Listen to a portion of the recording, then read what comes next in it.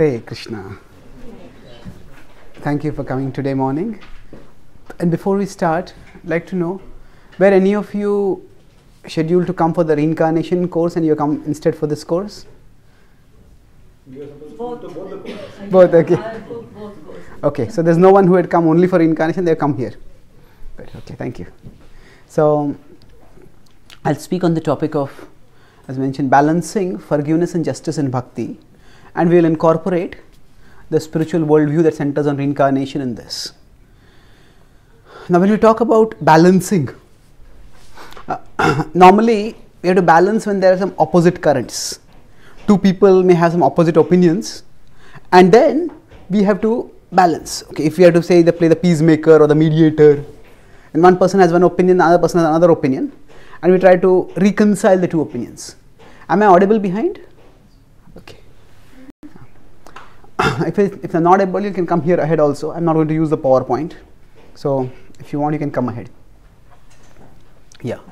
So, now, when we talk about balancing, there are these two counter forces which need to be balanced. So, now in the Bhagavad-gita, 18th chapter, Krishna talks about the duties of the different varnas, of the Brahmana, Kshatriya, Vaishya and Shudra.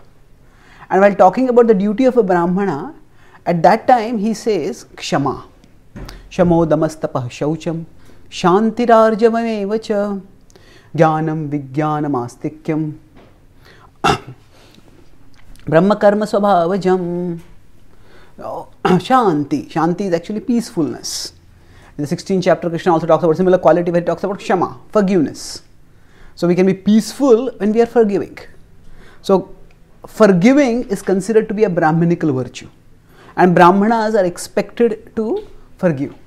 In fact, the Bhagavatam says, a Brahmana is characterized by a capacity, by the quality to forgive endlessly.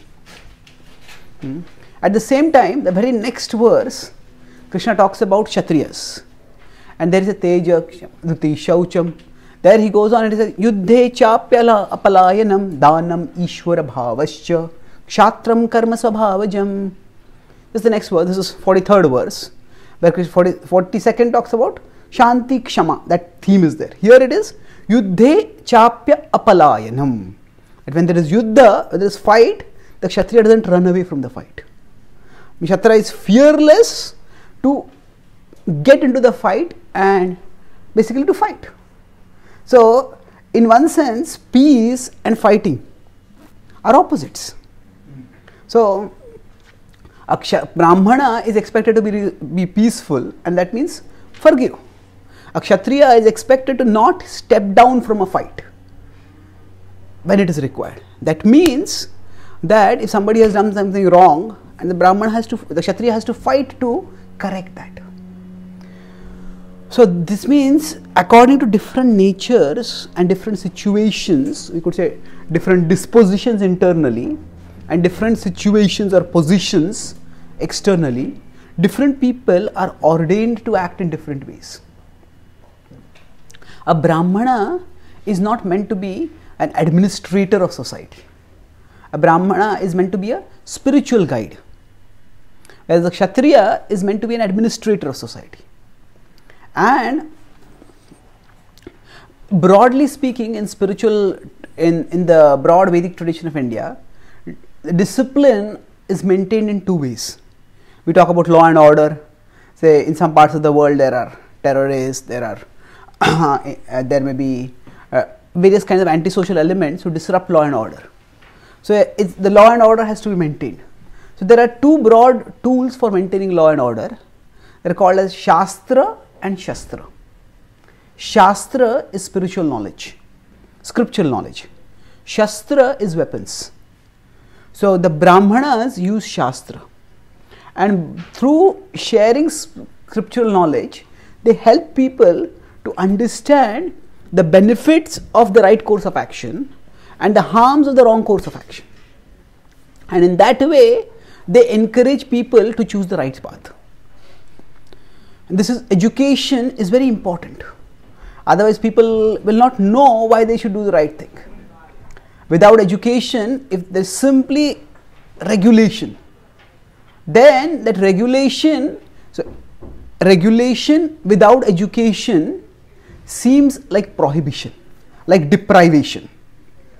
So if I have regulation, don't do this, don't do this, don't do this, but I am not told why I should not do this, then regulation without education seems like deprivation. And people feel, no, I want to do it. Who are you to tell me to stop it? So education is extremely important. At the same time, education alone is not enough. In Hindi there is a saying, "Lato ke bhoot baaton se nahi mante." So there are many languages have their own sayings. You cannot translate those sayings into English. If you try to translate this, the ghosts of kicks don't learn by words. It doesn't make any sense at all. What it essentially means is that there are some people who just don't learn by words. They have to be disciplined by force, by action. And that's why Kshatriyas are there. Kshatriyas use Shastra, they use weapons. And the weapons are used primarily to demonstrate to people the consequences of their actions. And that acts as a deterrent. Now, using force to discipline others is not the best way to act.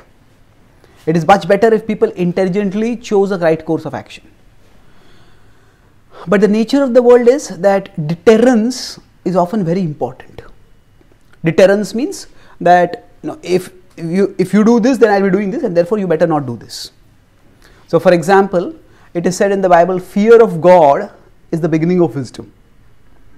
Now, if people do not have any fear of God, then they will do anything and everything, and they think, I can do it. If I can get away with it, I'll do it. So, now of course, if that is the only conception that people have, oh, God is a very fearful person who will punish me, that is a very unhealthy idea of God. So, from fear of God, one has to move towards love of God. If there is only fear, then that is unhealthy. But if there is no fear at all, not fear in a sense that this person persecute me and torment me, but a healthy fear in the sense that there is an authority, there is a respectable person and I need to obey. So, in educational system or in any parenting system, children are not meant to be afraid of the parents. Children are meant to love the parents. But a part of loving the parent also, there has to be some amount of fear. My parents, not fear that my parents will punish me. The fear can be a little more evolved also, that I don't want to displease my parents. If I do this, this will displease them. So, fear is a deterrent. If there is no fear, there was this philosopher Voltaire, he was an atheist. And he would talk about atheism with his intellectual colleagues. But whenever he talked about atheism, he would lock the doors of his house and not let any of his servants hear that. Because his thought was, if the servants believe in God, they won't steal things from my house. So, although God doesn't exist, but he thought belief in God is a good deterrent from criminality. So now if you see, relatively speaking, in the 1950s, 1960s, 1970s, if you can say I am from India, so India had a war with Pakistan, India had a war with China. But in the last 20, 30, 40 years, there have been no wars. It's not that India, Pakistan, China have got good relationships now. But all sides have got nuclear weapons. So now nuclear weapons act as a deterrent. There may be still a war below the radar, where each party tries to, you could say, suck the blood of the other party. But there is no overt war. Now here I am not recommending nuclear weapons. I am talking about a principle. The principle is deterrence often works. If the other person knows that if I do something, this person is going to hit back and this person has the power to hit back, then deterrence is, it curbs people's tendency to act irresponsibly, act aggressively, act violently. So, Kshatriyas, they are meant to punish people who are wrongdoers. And even the fear that I will be punished, that acts as a deterrent for people from doing wrong. So, if there is no punishment, then there is no deterrence. And if deterrence is not there, people give in to indulgence. So we could talk about that three levels. There is indulgence, there is abstinence. Abstinence means I voluntarily decide I am not going to do this. So, but most people will not voluntarily take up abstinence. Abstinence means, suppose somebody is greedy and they go to a shop. I want to steal from here. I want to do some shoplifting. Now, if they know that there are cameras everywhere, I'll be caught. And even if the desire is there to lift something from the shop, they will not lift it. Now, it is not that people are free from greed, but that fear that I'll be punished, maybe I'll not be put in jail, but I'll just be disgraced. In that fear of being disgraced also acts as a deterrent. The fear may be specific. Fear can be fear of punishment, fear of disgrace, fear of displeasing someone whom you want to please. But all these are at one level negative emotions. But this fear acts as a deterrent. So, we all have various impulses within us. There is lust, there is anger, there is greed. And these impulses pop up at various degrees. So, if you are talking about, say, forgiveness and justice, the point is that, say, let's talk about anger. We all have anger. Now, depending on the way we have been brought up, the way we are conditioned, now we may express anger in different ways. Somebody in anger might just, leave me alone. I don't want to talk with anyone. If somebody tries to talk, they give them the silent treatment. And just by being silent, they convey their displeasure to the other person. Some people may just become irritable. Small things, they just become, they become grouchy. They just complaining, snapping. Some people just explode, blast out. Some people, when they get angry, they may just take some things and start hitting each other. Some people, they may become physically abusive. Some people may take a gun and start shooting others. Now, anger is similar, but the expressions can be very variable. So, now, different expressions of that anger have different consequences. Now, if I just shout at someone, that is also hurting, but taking up a gun and shooting someone is of an entirely different category. So then, or another example could be, say, in today's world, alcoholism is very common. People drink alcohol. But even people who regularly drink alcohol, they are careful not to drive under intoxication, drive under influence. Now, it is not that they are self-controlled, that they are not drinking. But they know that if I drive while I am intoxicated, if I am caught, my license may be taken away. And for people especially in the Western world, it's not being able to drive is almost being like crippled. What do I do if I can't drive? It's one of the worst punishments that they can imagine. So what happens? The deterrence is there. So people may drink, but they are careful not to drink under influence. Now if you tell them don't drink only, that is something which they will not do. But they know that this will cause punishment, so therefore they will not do it. So the punishment or the fear of punishment, both of them act as strong deterrents. And there is a story of Narad Muni and a snake. So the snake would go and bite people. And Narad Muni is a universal teacher of bhakti. So he teaches the sons of demons, he teaches the sons of devatas, he teaches everyone. So he taught bhakti even to the snake. And that snake became a devotee after that. And then Narad Muni was infused devotion and then went away. After some time he came back and he found that his snake was terribly mangled and wounded. I asked him what happened. The snake told that actually as per your instruction I decided not to bite anyone. But when I stopped biting, then people started attacking me. Kids started throwing stones at me. Passerby started hitting me with their sticks. And here I am wounded. So Narad Muni said, I told you don't bite anyone. I didn't tell you don't show your fangs to anyone. You have fangs, show them. So now showing the fangs means that there is again deterrence. It's not that the snake wants to bite, but showing that fangs keeps people at bay. So even when something is not to be, something one doesn't have an intention to do that, sometimes deterrence is required to keep people, to get people to curb their impulses. All of us have impulses, and although we may say, no, I have no self-control, or I'm a short-tempered person. Somebody may say, I am very short-tempered, I get angry. But that same person, they may shout at their family members at home. But if they go to their boss, they are in the office in front of the boss, they will not shout at their boss. Why not? Is it that they are not angry? In fact, the boss may do many things which make them angry. But there they have the fear. If I shout at my boss will not shout at me. My boss will kick me out. Some bosses are my way or the highway. So then the deterrent is there. Oh, I'll lose my job. So we have impulses, and we also have the capacity to control the impulses. But we don't often have the impetus to control the impulses. In the office, the impetus to control the impulses, I lose my job. And that's a very serious thing. Therefore, I will not express myself.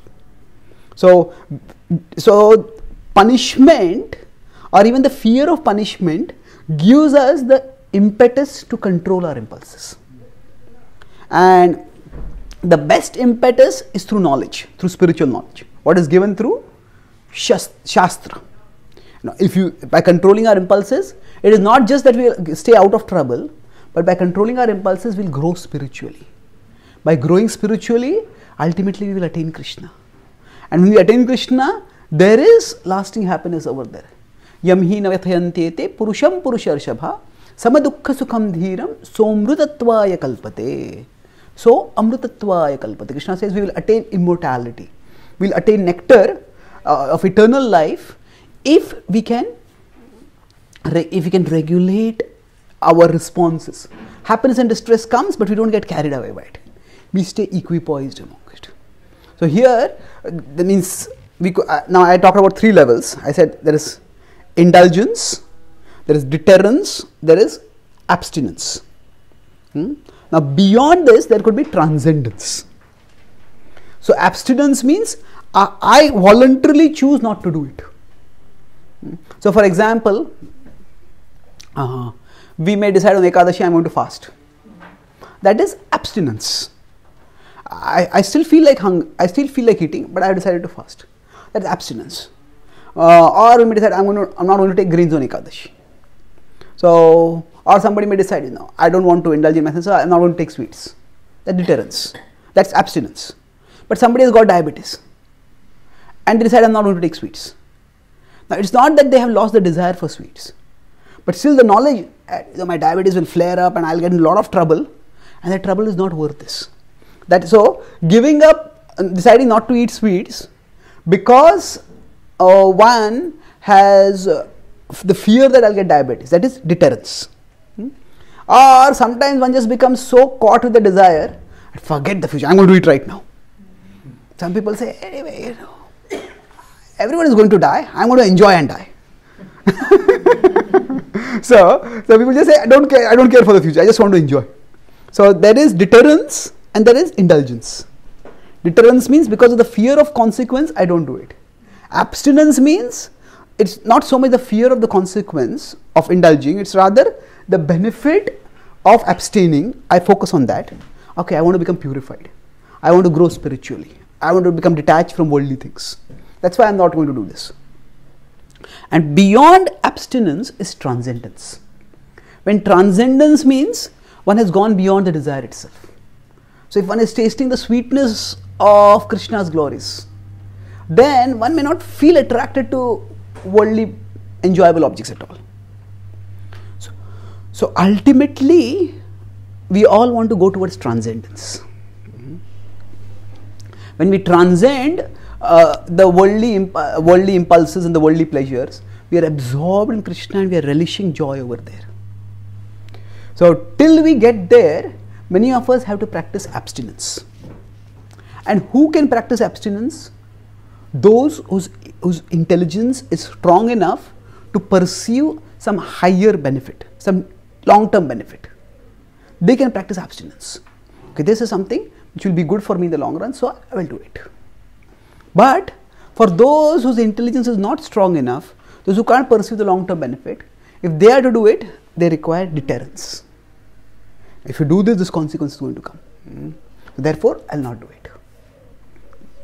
So now, going back to the point of Kshatriya and Kshatriya using Shastra and Brahmana using Shastra. So now Shastra, if among these 4 levels, Shastra will work at what level? There's indulgence, deterrence, abstinence and transcendence. Shastra will work at what level? Deterrence. Shastra. Okay. Shastra. Scripturology. Yes. Okay, thank you. Actually, Shastra can also work at all 3 levels, but primarily Shastra is about abstinence and transcendence. At least understand with your intelligence what is the long-term benefit, and therefore avoid this. And then transcendence, we just by practicing Shastra, by living Shastra, we get a higher taste and we go beyond it. Now Shastra can also have the effect of deterrence. Say sometimes we understand, this is bad karma and this will lead to bad karmic consequences. Therefore, I should not do this.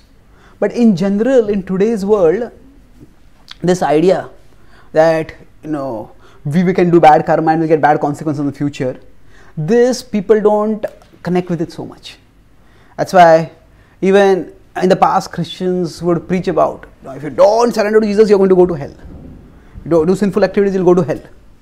So people who tell others you will go to hell, people tell them you go to hell. No, we don't care for you. So if you see Srila Prabhupada in the 5th canto does talk about, in the 5th canto of Srimad Bhagavatam, they talk about the hellish planets. But apart from the 5th canto's context, how often does Prabhupada talk about, if you do sinful activities, you will go to hell? Prabhupada is not talking about that. There is that book Laws of Nature, on the back of which those pictures are displayed.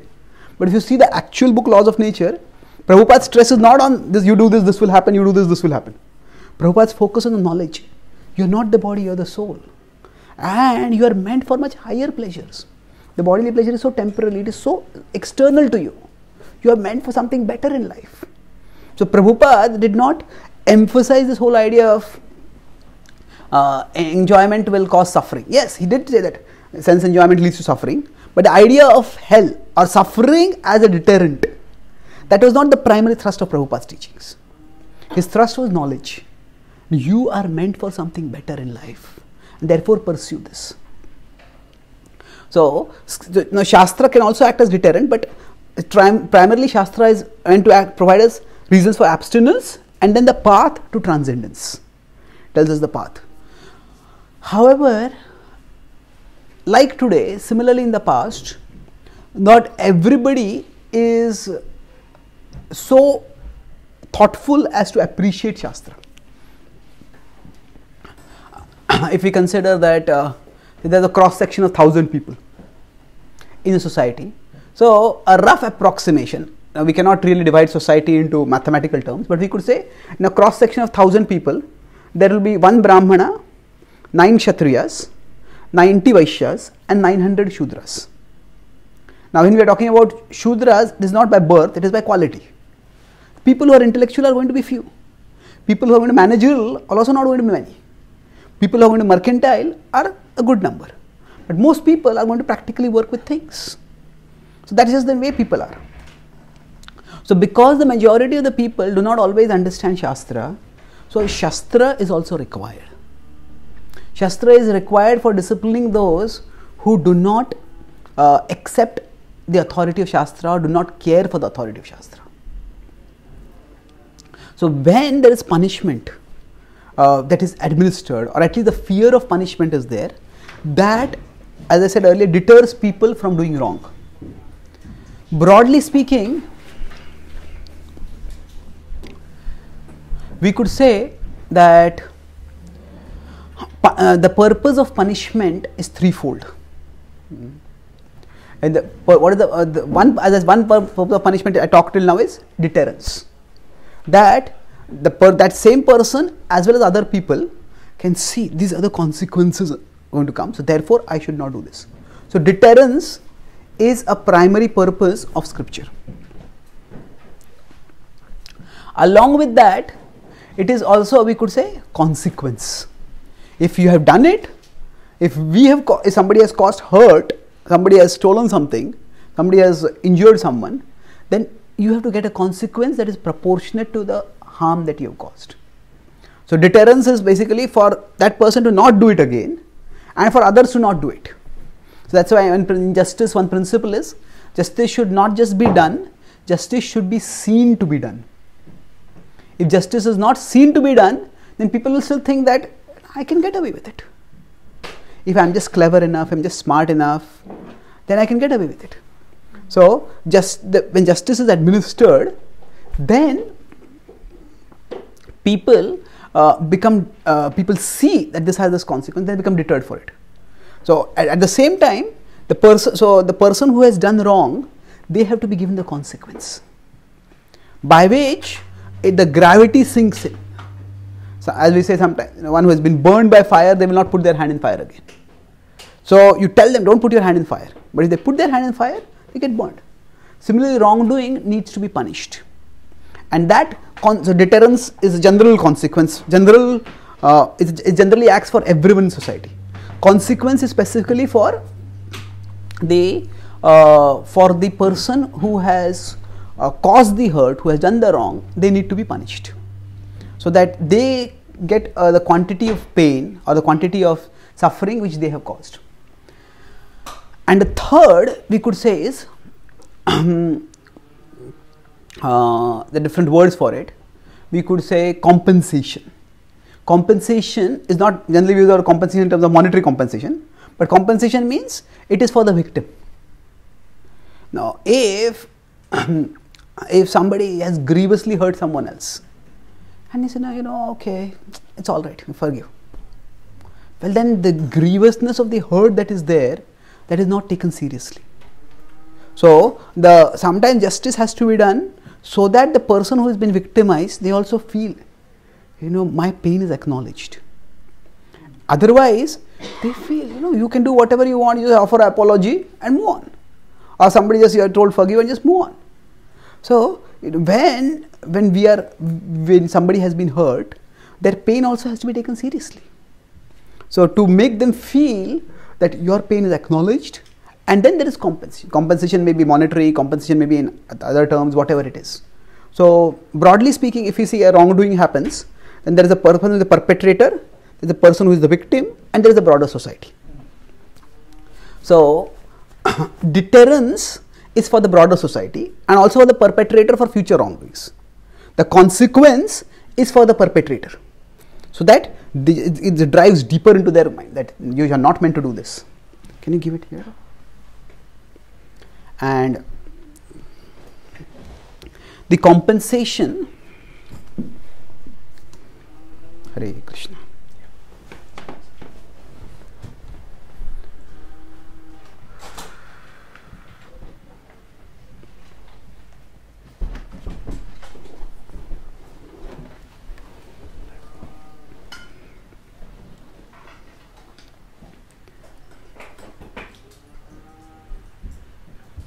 Hare Krishna. Okay.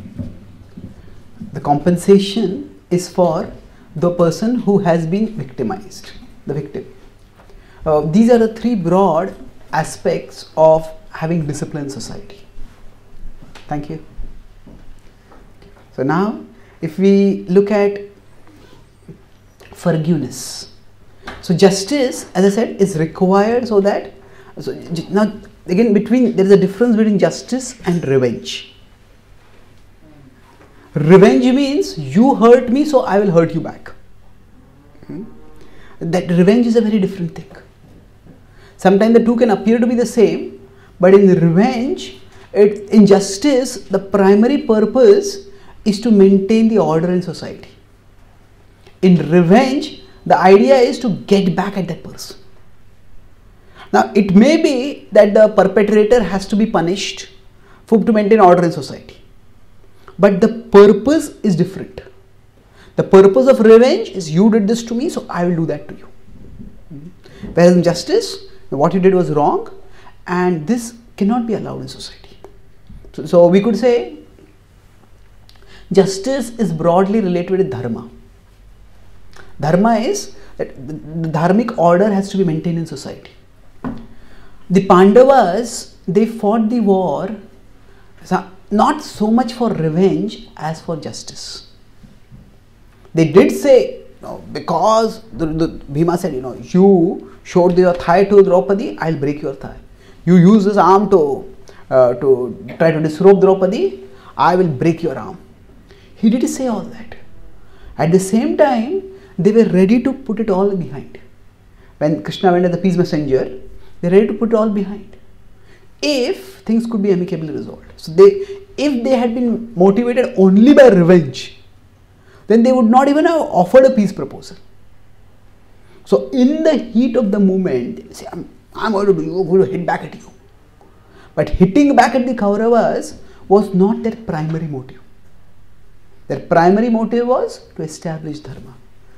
Krishna tells Arjuna that he has come in this world, dharma samsthapanarthaya sambhavami yuge yuge.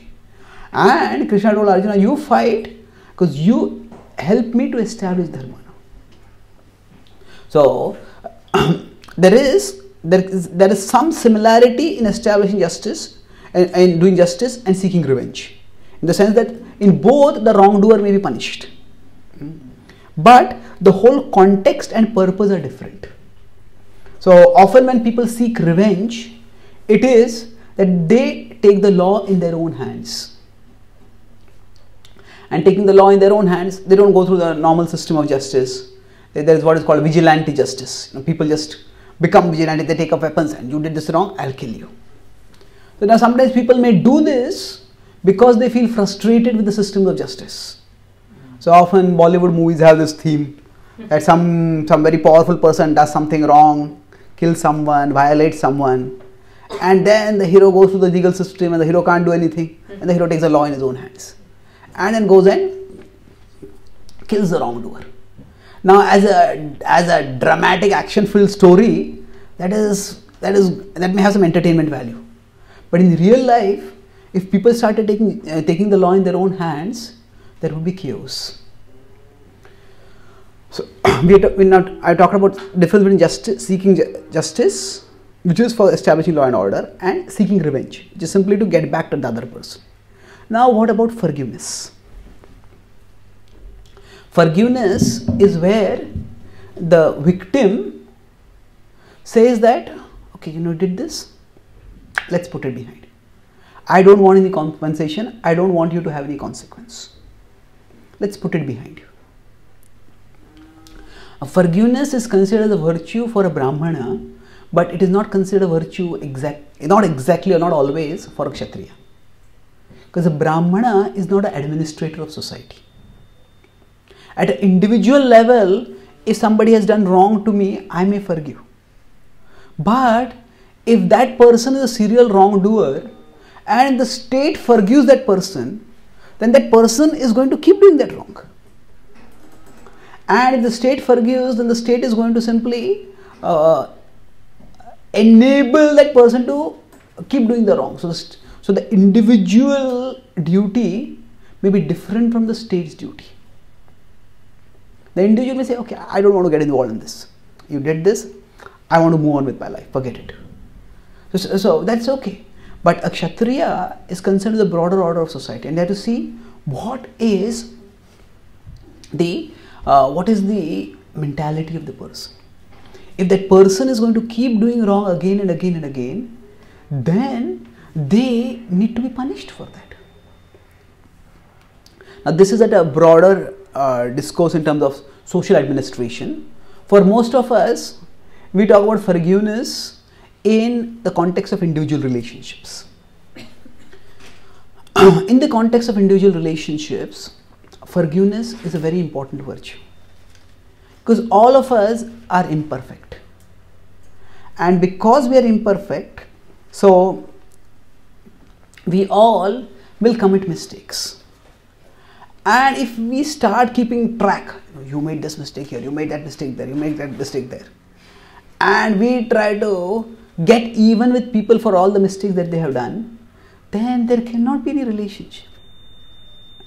So in individual relationships with our loved ones, with people who are close to us, then trying to get even will mean that we will never have an even relationship. Our relationship will be very, very unsteady, turbulent, and it will break apart.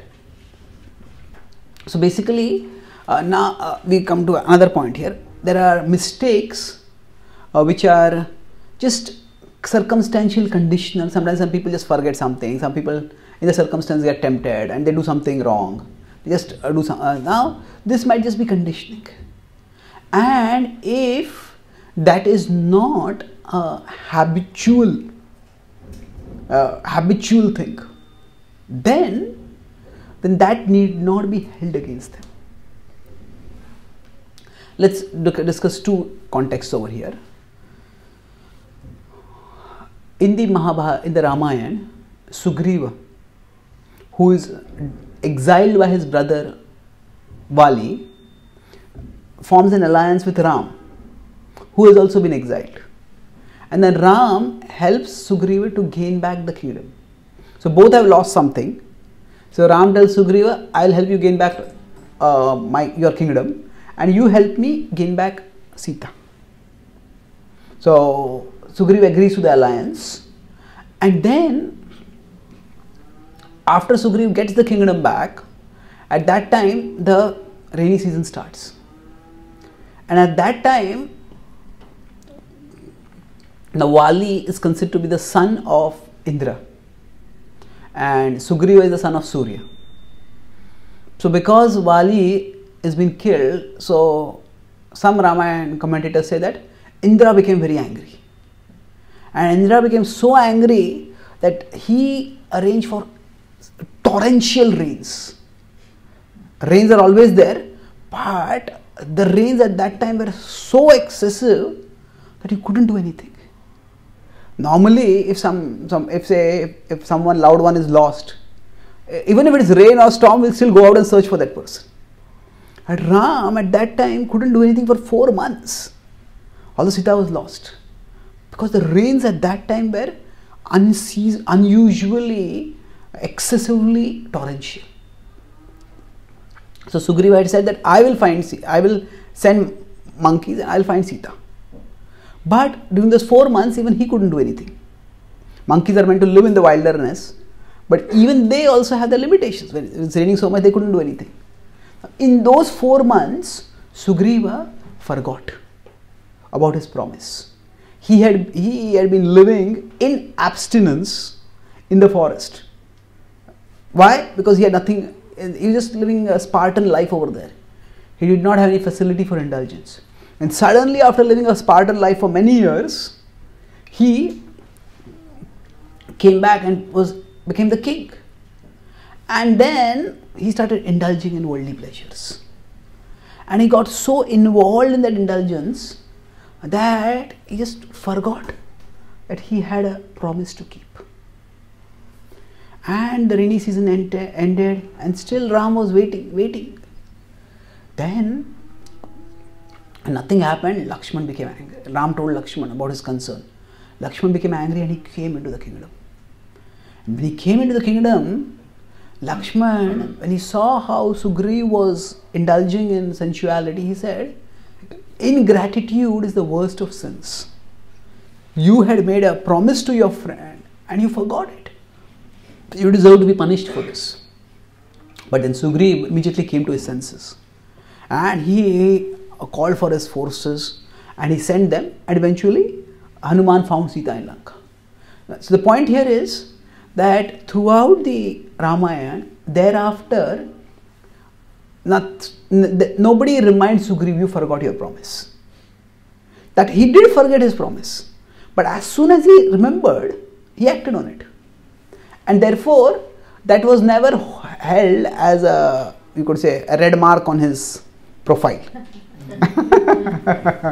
So, okay, he made a mistake, But he, as soon as he was brought on the right track, he made amends for the mistake.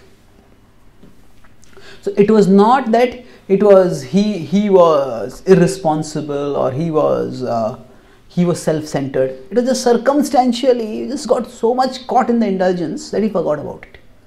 But as soon as he was reminded, he stayed fixed. In fact, later when the Ramayana war is about to take place, at that time or before that, Ravan tries to create dissension in Ram's army, and he sends one of his messengers to Sugriva, and he says, Vali and I had an alliance, and now you are the Vanara king, we can also have an alliance. He said, I have not done any harm to you, so you don't do any harm to me. He says, I will have my Rakshasas protecting you, and he gave him a lot of protecting your kingdom and your rule, and he offered him a lot of gifts. But Sugriva was not the least tempted by it. He stayed fixed in his purpose. He says that the day you abducted Sita, that day you became my enemy. Ram is my friend, and enemy of Ram is my enemy. So therefore, here, although he was tempted, he did not succumb to the temptation. So the point I am making is that indulgence was simply circumstantial. But in another time when an opportunity for indulgence came, he did not succumb to it. So therefore, it was not held against him. So if some mistake is simply circumstantial, then to hold it against somebody and to keep reminding them, you did that, you did that, you did that, then that is unhealthy. So now forgiveness, it can work at, as I said, different levels. I'll talk about forgiveness and its various degrees in our next. We'll have a break after 15-20 minutes. A 15-minute break we'll have, then again we'll resume. At that time I'll talk about the specifics about forgiveness, how to go about it. But here, let's focus on one point here, that forgiveness means the person stops holding the other person's wrong against them. Let's move on with life. Let's let the past stay in the past now. So they don't seek a consequence, they don't seek a compensation, just move on in life. So forgiveness is often required because just as others hurt us, we also hurt others, because we all commit mistakes.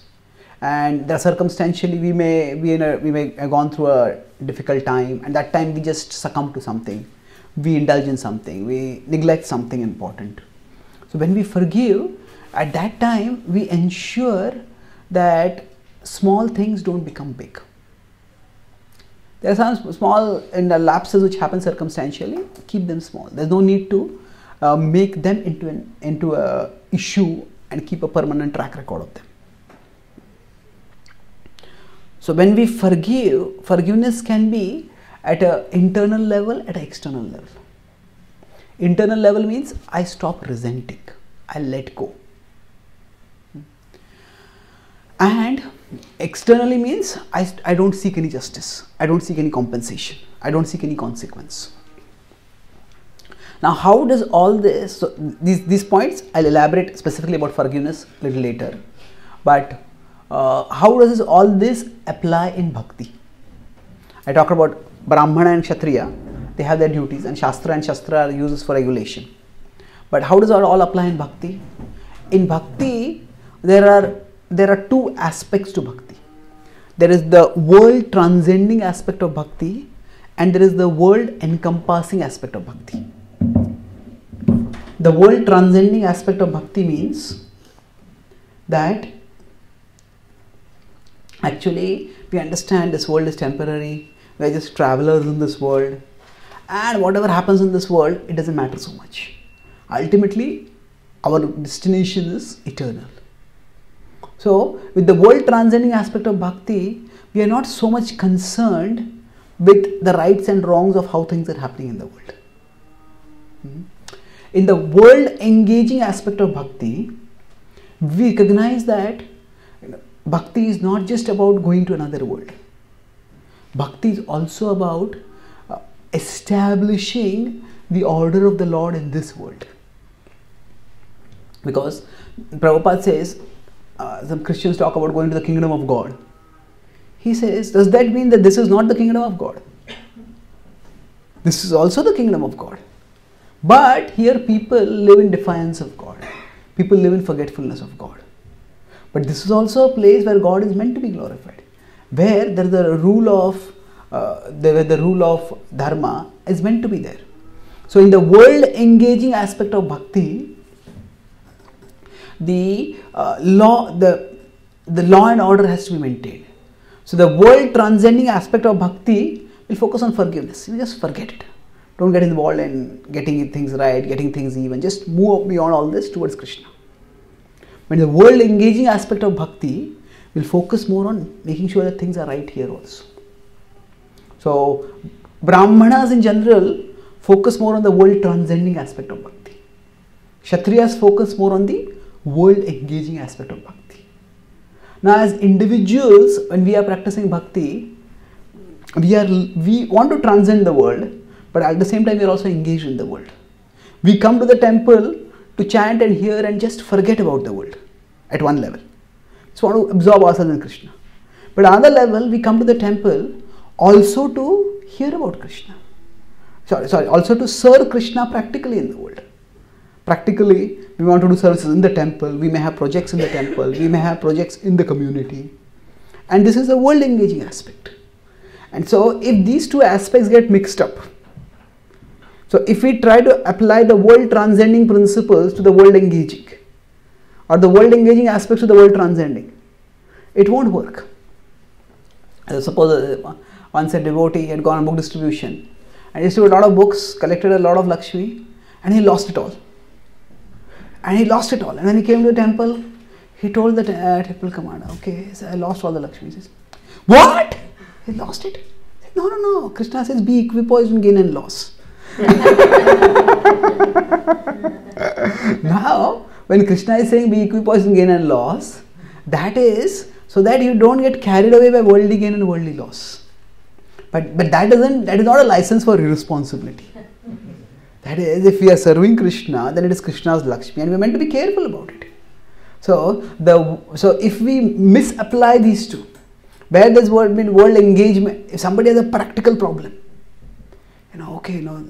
actually, I want to go here, I'm studying this verse, but I'm not understanding this concept. Then suppose they don't understand the language, they don't understand something, how the word sentence, it's something practical. Okay, this word, what does this mean? This word, what does this mean? This word, what does this mean? You look at a dictionary or explain the meaning of the word, they understand it. But if somebody is not able to understand something because they can't understand the language or the structure of that sentence or paragraph, at that time you tell them, chant Hare Krishna, Krishna will reveal everything to you. Well, that is a practical thing. So when it's a practical question, it requires a practical answer also. And when we say practical, sometimes we think the transcendental is devotional. But the practical is also devotional. Yes, there are esoteric concepts of bhakti which can be understood only when we surrender to Krishna. But there are practical aspects of bhakti which also require practical training. So, when the devotees organized Rath Yatra here in London, the first group of 6 devotees had come. The devotees had done Rath Yatra in America, and the devotees in London, they wanted to do a grand scale of Rath Yatra. So, they wanted to do everything big. They wanted to get the Beatles to become devotees, like that. They wanted to do everything big. So, what they did was, they made a giant Rath. But then somehow they got the dimensions of everything from America and they kept the wheels of the same size. So the Rath was much bigger, the chariot was bigger, the wheels were of the same size. And then they had publicized the Rath Yatra and they were going along, and as the Rath was moving, the Rath just crumbled. It just crumbled completely. And it was a PR disaster.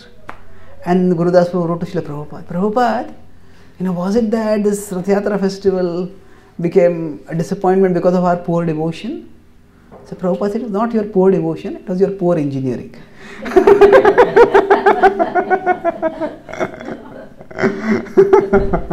So there is the practical aspect of bhakti which also has to be given attention to. And so if the Rath is collapsing, you say, chant Hare Krishna, the Rath will stay there. Well, that's not always the way things work. The world engaging aspect of bhakti requires that we take practical action to deal with practical issues. The world transcending aspect of bhakti is, okay, just transcend the situation. So now because we are in the world and we are also trying to go beyond the world. So our bhakti practice has both this world transcending aspect and the world engaging aspect. And that's why sometimes there may be a tension for us also between forgiveness and justice. So somebody's done something wrong, just forgive and move on. No, but when they did this wrong, it created such a big mess. And they should be made to pay for it.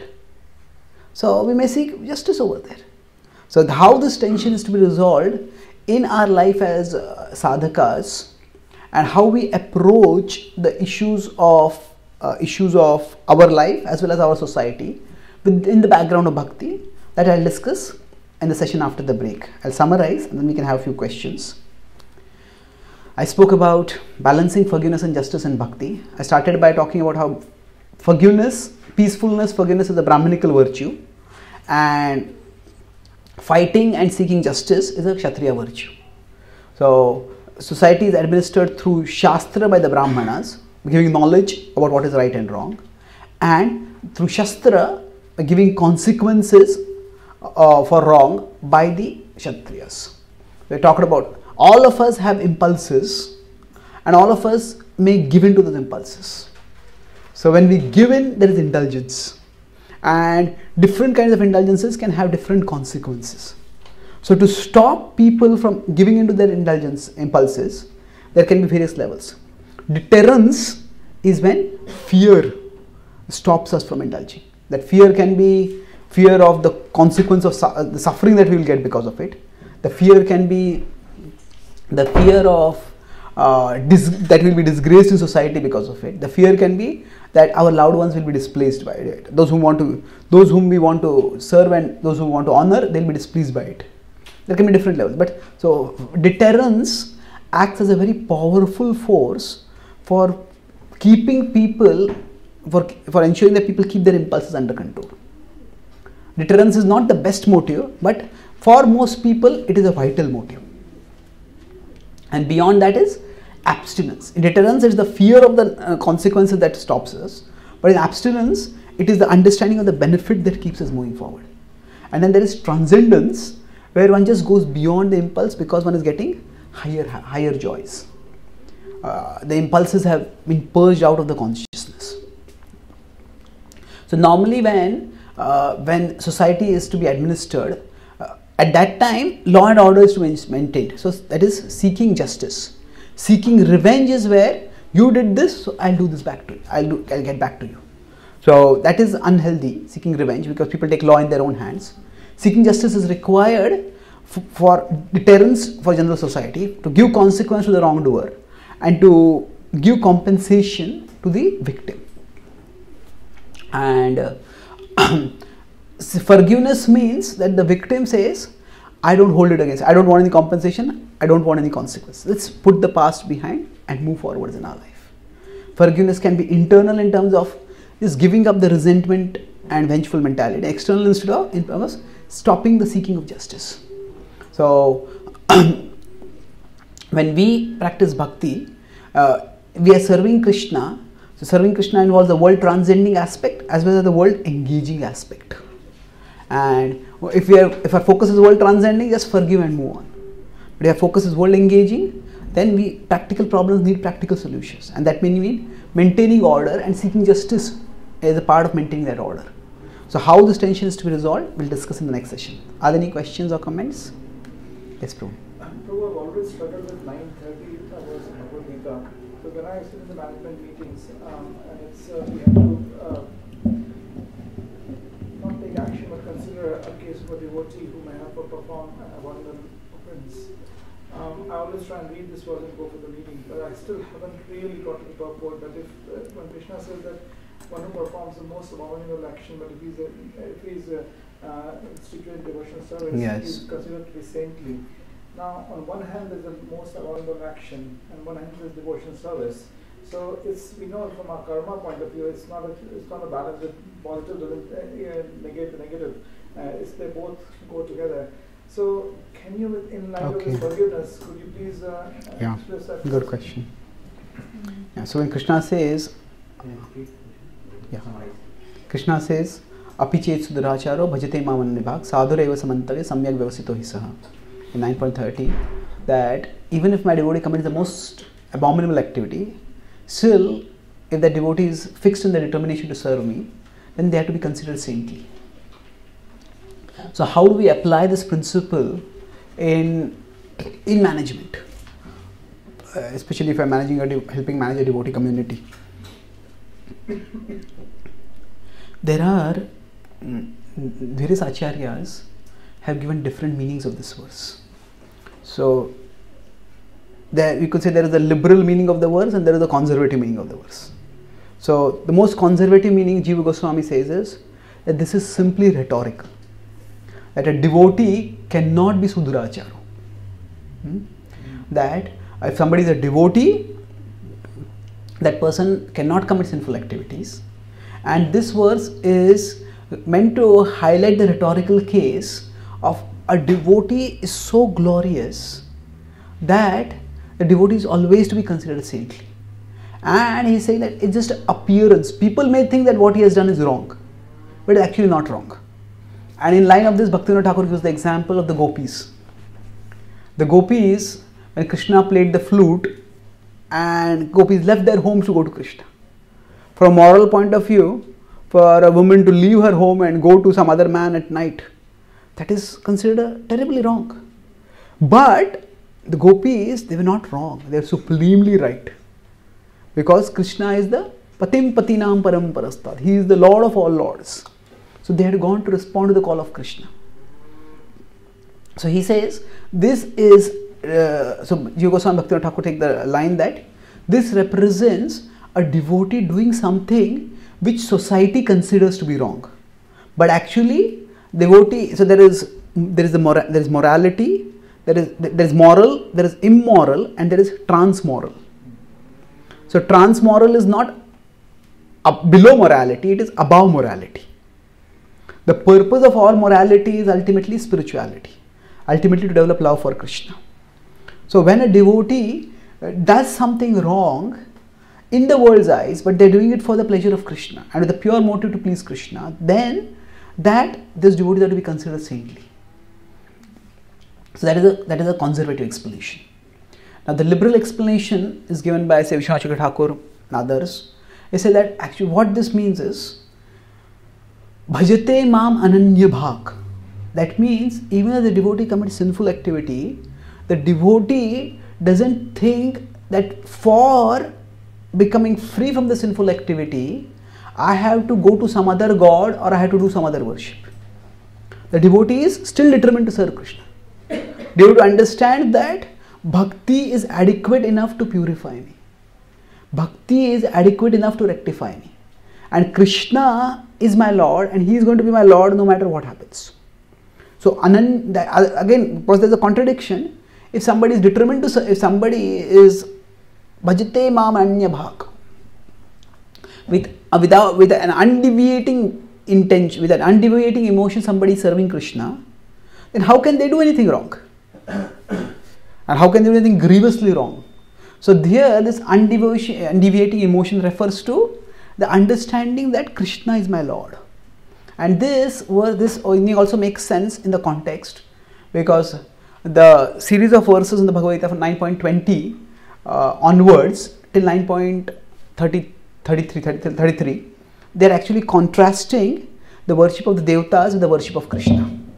So Krishna says that the worship of the Devatas gives temporary results, my worship gives eternal results. You can say that the worship of the Devatas requires elaborate rituals, my worship can be done simply, just by offering a fruit or a flower.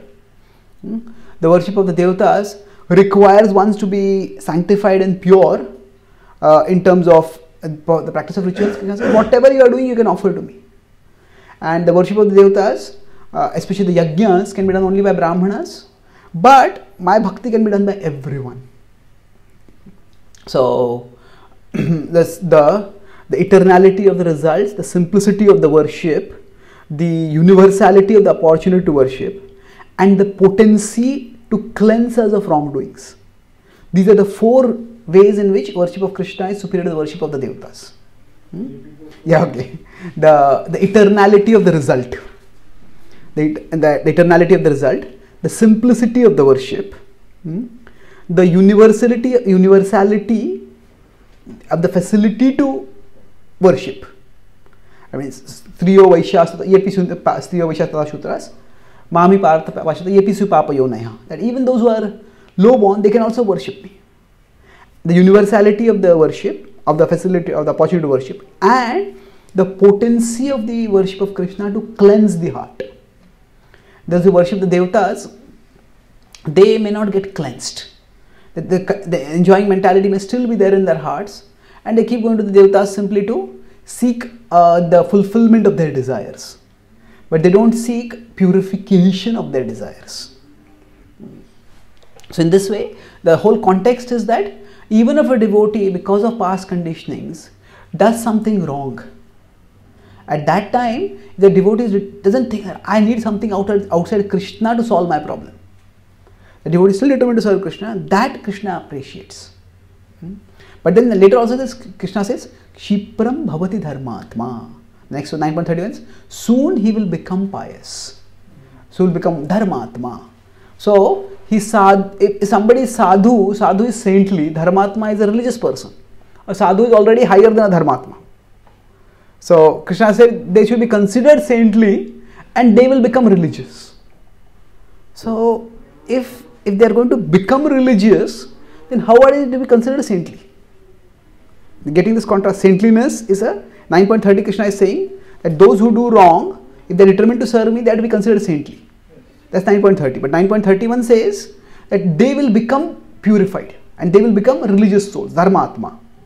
So if somebody to be considered saintly, then saintliness is a much higher level than dharmatma.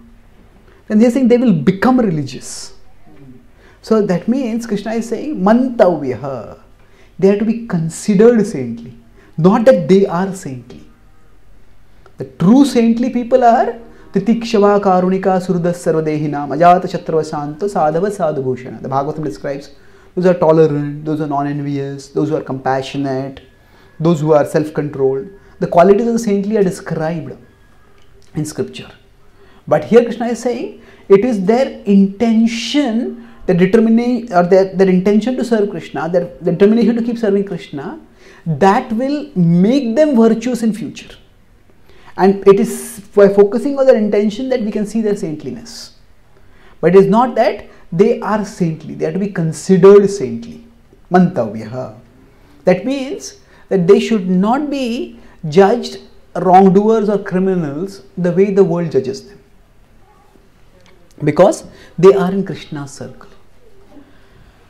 Having said this, there are the worldly actions which will have worldly consequences.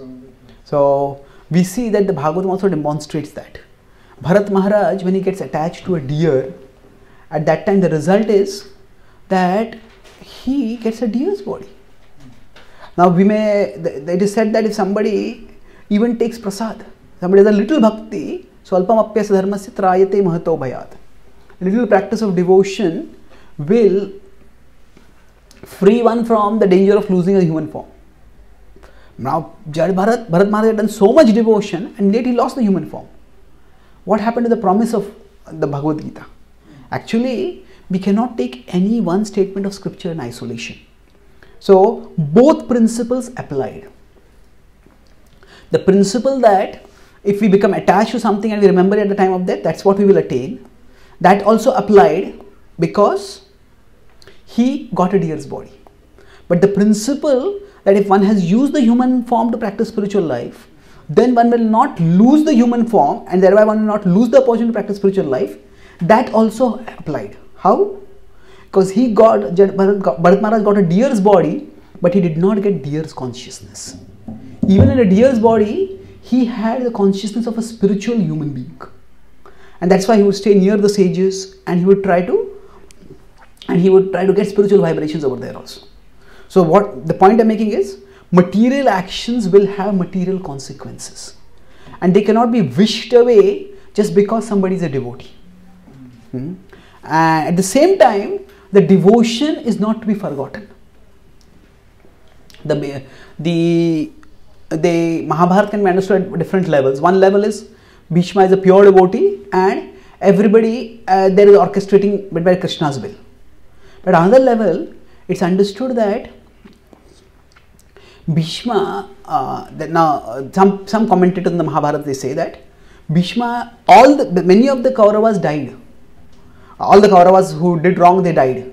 But Bhishma, in a sense, died a very painful way. He was an arrow bed for so long. Of course, by Krishna's mercy, he was able to transcend that.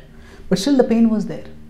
So it's said that actually, because Bhishma did the wrong of not opposing Draupadi's dishonoring actively, and he throughout sided with the Kauravas, so he got the consequence of that. So Krishna did not neglect did not forget his mistake because of his devotion, but at the same time Krishna did not forget his devotion because of his mistake. So he got a consequence at the material level where he was incapacitated and wounded, but then Krishna came to be with him, and Krishna gave his personal darshan to him. So now, with respect to practical management, if some devotee has done some serious wrong, then at the very least, it has to be taken care that they are not given the power or the position by which they can do the similar wrong again. We can forgive in the sense that we can give them the facility to practice bhakti. That should not be taken away. But if they have done something seriously wrong, and if they can do it again, then just saying, oh, they are devotees, we should forgive it, that may have very serious consequences. So practically speaking, we should not take any measures that come between that soul moving towards Krishna. But at the same time, the role that soul has in the world, that has to be monitored. So if they have been given power and they have abused that power for some way, then they cannot be, not only can they not be given the power again, but at the same time they have to get some level the consequences of abusing that power. Now, what that consequence will be, that has to be seen. But if we just wish away, oh, they are devotees, it will sometimes if they have done something wrong, it will start trivializing, it will become a trivialization of what they have done. So, I am associated with various forums where we publish articles and videos. So there was many devotees write the article of how I came to Krishna consciousness. So there is one devotee in one part of the world, one person, he wrote he was in the jail, and there he became introduced to Krishna consciousness. So then we published the story on certain forums, or we are going to publish the story, and then some other devotees from that area, they wrote that actually, yes, he was in jail and he became a devotee, but why had he gone to jail? He had gone to jail because he had molested some devotee girl when he was not a devotee. So now, do we want to publish that? Now we may say it's good that he has become a devotee, but then we have to also consider the victim's feelings over there, the feelings of that community, that family. We appreciate that he has become a devotee right now, but at the same time their feelings also have to be considered. So we decided not to publish that article at that time. So although at one level it's an inspiring article, but it's not just that we want to inspire them or inspire others. We also have to consider the victim's situation. So therefore there has to be this balancing act that has to be done. Okay? Beautiful. Thank you. Thank you very much. So it's 11, we will have a short break now. It's 11:53.